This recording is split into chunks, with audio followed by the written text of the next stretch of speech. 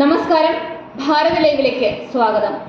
മുഖ്യമന്ത്രി പിണറായി വിജയന്റെയും കുടുംബത്തിന്റെയും വിദേശയാത്രയെപ്പറ്റി വിശദീകരണവുമായി എത്തിയിരിക്കുകയാണ് CPM സംസ്ഥാന സെക്രട്ടറി M ഗോവിന്ദൻ.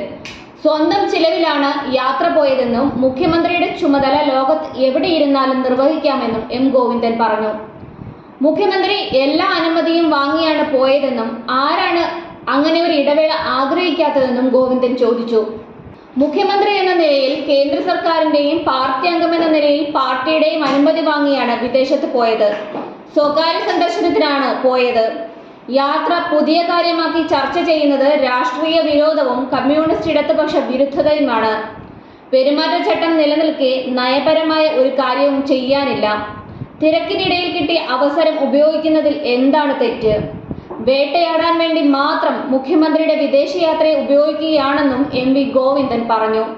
മുഖ്യമന്ത്രിയെയും കുടുംബത്തെയും അപമാനിക്കാൻ കണ്ടെത്തിയ വഴിയാണിതെന്നും സ്വന്തം ചിലവിനാണ് മുഖ്യമന്ത്രി യാത്ര ചെയ്യുന്നതെന്നും മുഖ്യമന്ത്രി സ്വകാര്യ യാത്ര പോയാലും കേന്ദ്ര സർക്കാരിന്റെയും പാർട്ടിയുടെയും അനുമതി വാങ്ങണം. ഇത് രണ്ടും വാങ്ങിയാണ് മുഖ്യമന്ത്രി പോയതെന്നും MP ഗോവിന്ദൻ വ്യക്തമാക്കി.